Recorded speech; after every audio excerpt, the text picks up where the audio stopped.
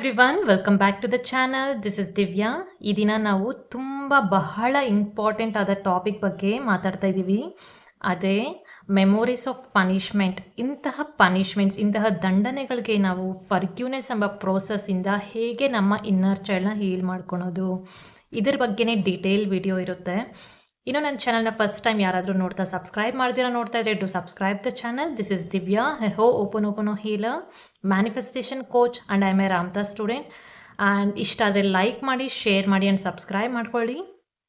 ಈ 100 ಡೇಸ್ ಚಾಲೆಂಜಲ್ಲಿ ನೀವೇನಾದರೂ ಪಾರ್ಟಿಸಿಪೇಟ್ ಮಾಡಿದರೆ ಎಸ್ ಅಂತ ಕಮೆಂಟ್ ಸೆಕ್ಷನಲ್ಲಿ ತಿಳಿಸಿ. ನಾನು ಯಾಕೆ ಇಷ್ಟು ಡೀಪಾಗಿ ಪ್ರತಿಯೊಂದನ್ನು ನಾನು ಹೀಲ್ ಮಾಡ್ಕೊಳೋದು ಹೇಗೆ, ನಮ್ಮ ಚೈಲ್ಡ್ಹುಡ್ ಮೆಮೊರೀಸಿಂದನೇ ಬರ್ತಾ ಇರೋದು. ಯಾಕೆಂದರೆ ಪ್ರತಿಯೊಬ್ಬರು ಅಷ್ಟೇ ಅವರ ಚೈಲ್ಡ್ಹುಡ್ ಮೆಮೊರೀಸ್ನ ಹೀಲ್ ಮಾಡಿಕೊಂಡಾಗ ಅವ್ರಿಗೆ ಆ ಟೈಮಲ್ಲಿ ಆದಂತಹ ಗಾಯಗಳನ್ನ, ಅಂತಹ ಮೆಮೊರೀಸ್ನ ಎರೇಸ್ ಮಾಡಿಕೊಂಡು ಅದನ್ನು ರೀಪ್ರೋಗ್ರಾಮಿಂಗ್ ಮಾಡಿಕೊಂಡಾಗ ಒಂದು ಒಳ್ಳೆ ಬ್ಯೂಟಿಫುಲ್ ಲೈಫ್ನ ಅವ್ರು ನೋಡ್ಬೋದು.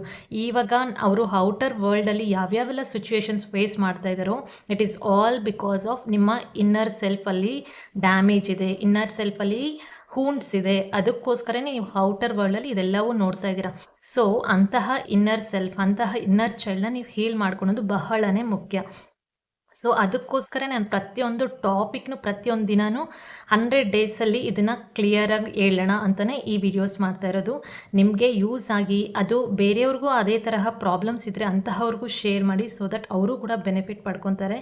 ಆದಷ್ಟು ಈ ವಿಡಿಯೋಸ್ನ ಲೈಕ್ ಮಾಡಿ, ಸೊ ದಟ್ ಇದು ಬೇರೆಯವ್ರಿಗೂ ರೀಚ್ ಆಗೋಕ್ಕೆ ಯೂಸ್ ಆಗುತ್ತೆ. ಆ್ಯಂಡ್ ಈ ವಿಡಿಯೋದಲ್ಲಿ ಪ್ರತಿಯೊಬ್ಬರು ಅವರ ಲೈಫ್, ಈ ವಿಡಿಯೋ ಯಾರ್ಯಾರೆಲ್ಲ ನೋಡ್ತಾ ಇದ್ದೀರಲ್ಲ ಅಂತ ಪ್ರತಿಯೊಬ್ಬರು ಅವರ ಲೈಫಲ್ಲಿ ಯಾವುದಾದ್ರೂ ಒಂದು ಟೈಮಲ್ಲಿ ಪನಿಷ್ಮೆಂಟ್ಸ್ನ ತೊಗೊಂಡಿರ್ತಾರಲ್ವ. It may be with family, ನಿಮ್ಮ ಫ್ರೆಂಡ್ಸ್, ನಿಮ್ಮ ಚಿಕ್ಕಪ್ಪ ಚಿಕ್ಕಮ್ಮ ಯಾರಾದರೂ ನಿಮ್ಮನ್ನು ಇನ್ಸಲ್ಟ್ ಮಾಡಿರ್ಬೋದು, ಬೈದಿರ್ಬೋದು, ಶಾಲೆಯಲ್ಲಿರುವಂಥ ಶಿಕ್ಷಕರು ನಿಮ್ಮನ್ನ ಹೊಡೆದಿರ್ಬೋದು, ಇಲ್ಲಾಂದರೆ ಪೇರೆಂಟ್ಸ ಎಲ್ಲರ ಮುಂದೆನೂ ಹೊಡೆದಿರೋದಾಗಿರ್ಬೋದು, ಏನೋ ಬಾಯಿಗೆ ಬಂದಿದ್ದೆಲ್ಲ ಬೈದಿರೋದಿರ್ಬೋದು. ಇವೆಲ್ಲವೂ ಎಲ್ಲರ ಲೈಫಲ್ಲೂ ಸಾಧ್ಯನೇ, ಇಂತಹದ್ದಾಗಿರೋಕ್ಕೆ ಸಾಧ್ಯ ಇರುತ್ತೆ. ಸೊ ಅವೇನು ಮಾಡ್ತಾ ಇರುತ್ತೆ, ನಮ್ಮ ಇನ್ನರ್ ಚೈಲ್ಡಲ್ಲಿ ಒಂದು ಗಾಯವಾಗಿರುತ್ತೆ. ಅಂತಹ ಮೆಮೊರೀಸ್ನ ಇವತ್ತು ಒಂದು ಫರ್ಗ್ಯೂನೆಸ್ ಪ್ರೊಸೆಸ್ಸಿಂದ ಹೀಲ್ ಮಾಡ್ತಾ ಹೋಗೋಣ.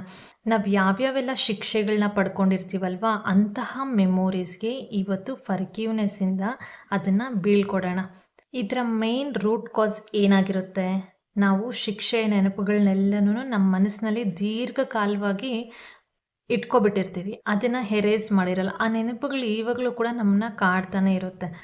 ಅಂತಹ ಮಕ್ಕಳ ಸ್ಥಿತಿಯನ್ನು ನಾವು ಒಂದು ಸತಿ ಹೀಲ್ ಮಾಡಿಕೊಂಡಾಗ ನಮಗೆ ರಿಲ್ಯಾಕ್ಸ್ ಆಗುತ್ತೆ, ನಮ್ಮ ಒಳಗಡೆನೇ ಪೀಸ್ ಬರುತ್ತೆ. ನಾವು ಯಾವಾಗ ನೆಮ್ಮದಿಯಿಂದ ಮಲ್ಕೊತೀವೋ ಆವಾಗ ಆಟೋಮೆಟಿಕ್ಕಾಗಿ ನಮ್ಮ ಹೆಲ್ತ್ ಕೂಡ ಚೆನ್ನಾಗಿರುತ್ತೆ. ಯಾವಾಗ ಇಂತಹ ಪ್ರಾಬ್ಲಮ್ಸ್ನೆಲ್ಲ ನಮ್ಮ ಒಳಗಡೆ ಇರುವಂತಹ ಗಾಯನ ಹೀಲ್ ಮಾಡಿಕೊಂಡಾಗ ಆಟೋಮೆಟಿಕ್ಕಾಗಿ ನಮಗೆ ಎಲ್ಲವೂ ನೀಟಾಗಿ ಕ್ಲಿಯರಾಗಿ ಕಾಣಿಸೋದಕ್ಕೆ ಸ್ಟಾರ್ಟ್ ಆಗುತ್ತೆ. ಇದರ ಮೇನ್ ರೂಟ್ ಎಲ್ಲಿಂದ ಬರುತ್ತೆ ಅಂತ ನಾವು ಒಂದು ಸತಿ ತಿಳ್ಕೊಳ್ಳೋಣ, ಇದನ್ನು ಅರ್ಥ ಮಾಡ್ಕೊತಾ ಹೋಗೋಣ. ಅಂದರೆ ನೀವು ಯಾವೆಲ್ಲ ಶಿಕ್ಷೆಗಳನ್ನ ಅನುಭವಿಸಿರ್ತಾರಲ್ವ, ಅಂತಹ ನೆನಪುಗಳು ನಮ್ಮ ಮನಸ್ಸಿನಲ್ಲಿ ಯಾವಾಗಲೂ ದೀರ್ಘಕಾಲವಾಗಿ ಅದು ಉಳ್ಕೊಬಿಟ್ಟಿರುತ್ತೆ. ನಮಗೆ ಹೇಗೆ ಅದನ್ನು ಹೀಲ್ ಮಾಡ್ಕೋಬೇಕು, ಹೇಗೆ ಯಾರಿಗೆ ಹೇಳೋದು, ಹೇಗೆ ಹೊರಗೆ ಹಾಕೊಳ್ಳೋದು ಅಂತ ಗೊತ್ತಿರಲ್ಲ. ಆಗ ಏನಾಗುತ್ತೆ, ನಮ್ಮ ಇನ್ನರ್ ಚೈಲ್ಡ್ ಏನು ಅನ್ಕೊಬಿಡುತ್ತೆ, ನಾನು ಲಾಯಕ್ಕಿಲ್ಲ, ನನ್ನಲ್ಲೇ ಏನೋ ತಪ್ಪಿದೆ, ಇದೆಲ್ಲವೂ ಅದಷ್ಟಕ್ಕದೇ ಅನ್ಕೊಬಿಡುತ್ತೆ.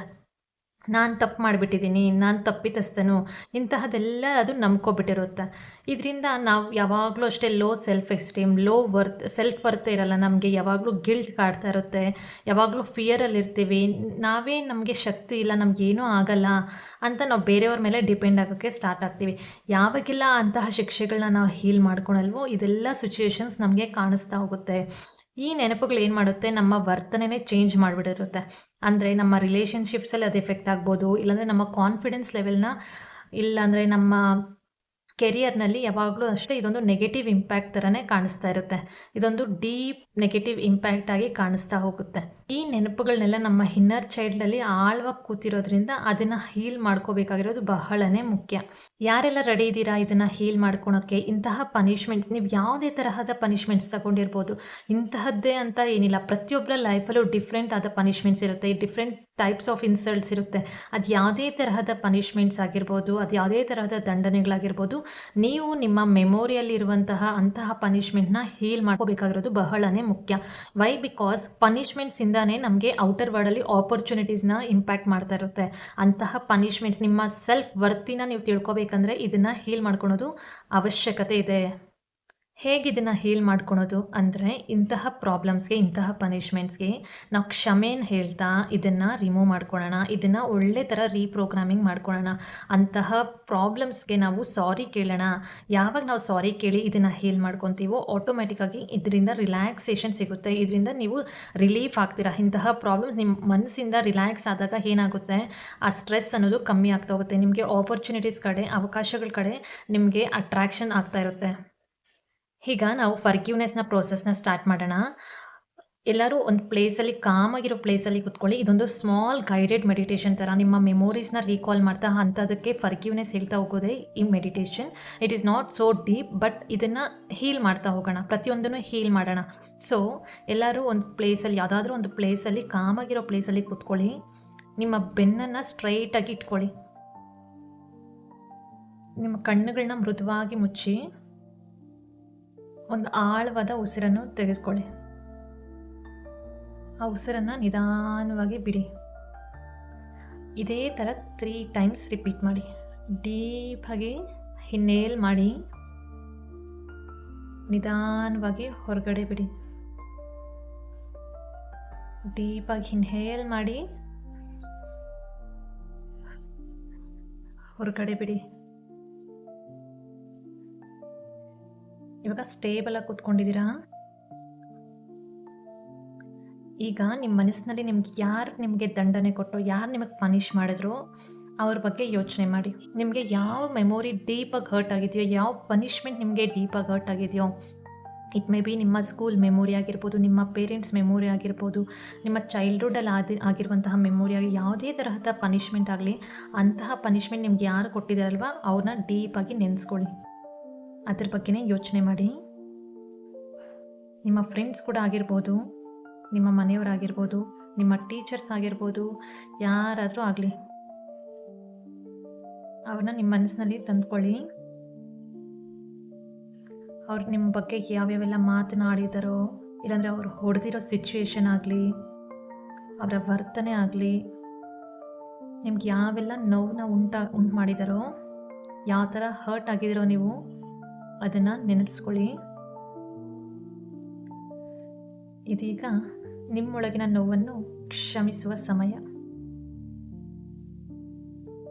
ಇಷ್ಟು ದಿನ ನೀವು ಈ ನೋವನ್ನ ನಿಮ್ಮ ಒಳಗಡೆನೇ ಇಟ್ಕೊಂಡು ಅದಕ್ಕೆ ಹರ್ಟ್ ಮಾಡ್ತಾ ಇದ್ರಲ್ವ ನಿಮ್ಮ ಇನ್ನರ್ ಚೈಲ್ಡ್ಗೆ, ಆ ನೋವನ್ನ ನೀವು ರಿಲೀಸ್ ಮಾಡೋಕ್ಕಾಗ್ತೀರಾ? ಅದು ನಿಮ್ಮ ಒಳಗಡೆನೇ ಇಟ್ಕೊಂಡು ಆ ಪೇನನ್ನು ನೀವು ತಗೊತಾ ಇದ್ರಲ್ವ, ಅದಕ್ಕೆ ಕೇಳಿ. ಆ ಥಾಟ್ಸ್ ನಿಮಗೆ ಬರ್ತಾ ಇದೆ ಅಲ್ವಾ, ಆ ಥಾಟ್ಸ್ಗೆ ಹೇಳ್ತಾ ಇರಿ, ನೀನು ನನ್ನ ಮನಸ್ಸಿಗೆ ನೋವು ತಂದೆ,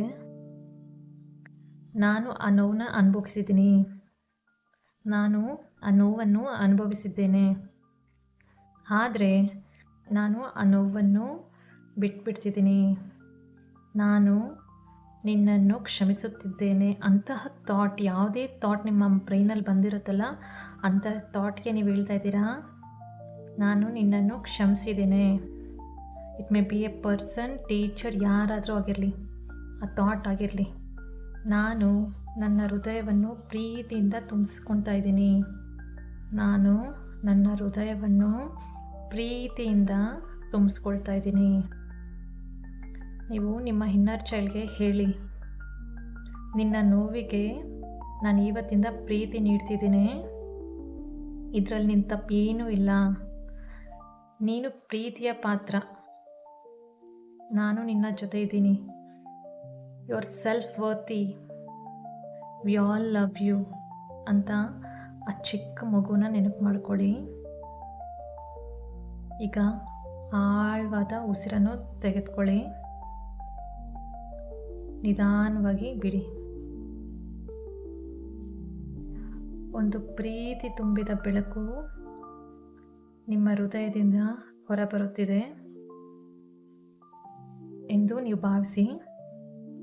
ಅದು ನಿಮ್ಮ ಎಲ್ಲ ನೋವನ್ನು, ಎಲ್ಲ ಕೋಪವನ್ನು ಕಮ್ಮಿ ಮಾಡ್ತಾ ಇದೆ. ನೀವು ಹೇಳಿ, ನಾನು ಕ್ಷಮಿಸುತ್ತೇನೆ, ನಾನು ಪ್ರೀತಿಸುತ್ತೇನೆ, ನಾನು ಮುಕ್ತನಾಗುತ್ತಿದ್ದೇನೆ. ಇದೀಗ ನಿಮ್ಮ ಮೇಲೆ ಪ್ರೀತಿ, ಶಾಂತಿ, ಶುದ್ಧತೆ ಹರಿಯಲಿ ಎಂದು ಆಶಿಸೋಣ. ಯಾಕೆ ಈ ಮಾತನ್ನ ಹೇಳ್ತಾ ಇದ್ದೀವಿ ಅಂದರೆ, ಯಾರೆಲ್ಲ ಬೈತಿರ್ತಾರಲ್ವ ಅಂತಹವ್ರಿಗೂ ನಾವು ಫರ್ಗಿವ್ನೆಸ್ ಹೇಳ್ತಾ ಇದ್ದೀವಿ.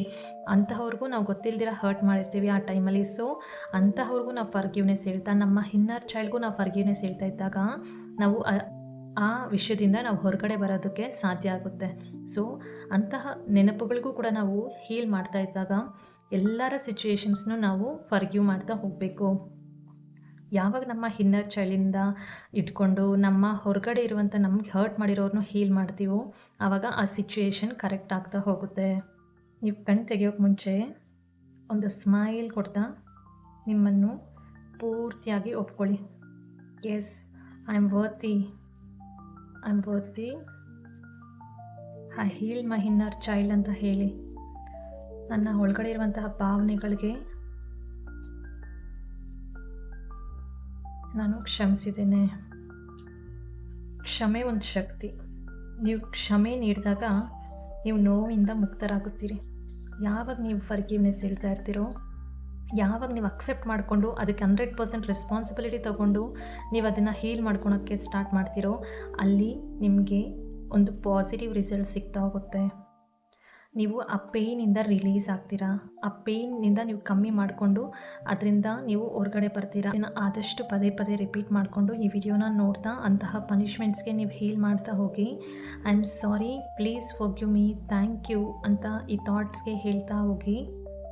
ನೀವು ಯಾವ ಪನಿಷ್ಮೆಂಟ್ ನೆನಪನ್ನು ಇಂದು ಕ್ಷಮಿಸ್ತಿರೋ ಅಂತಹ ಪನಿಷ್ಮೆಂಟ್ಸ್ನ ನೀವು ಕಮೆಂಟ್ ಸೆಕ್ಷನಲ್ಲಿ ತಿಳಿಸಿ. ಸೊ ದಟ್ ಅಂತಹ ಪನಿಷ್ಮೆಂಟ್ಸ್ಗೆ ಹೀಲ್ ಮಾಡೋಣ. ನೆಕ್ಸ್ಟ್ ಟೈಮ್ ನಿಮ್ಗೆ ಯಾವ ಥರ ವಿಡಿಯೋ ಬೇಕು ಕಮೆಂಟ್ ಸೆಕ್ಷನಲ್ಲಿ ತಿಳಿಸಿ. ಅಂತಹ ಟಾಪಿಕ್ಗೂ ನಾವು ಹೀಲ್ ಮಾಡ್ತಾ ಹೋಗೋಣ. ಈ ವಿಡಿಯೋ ಇಷ್ಟ ಆಗಿದೆ ಅಂತ ಭಾವಿಸ್ತಾ ಇದ್ದೀನಿ. See you in the next video. Until then take care. Have a great day.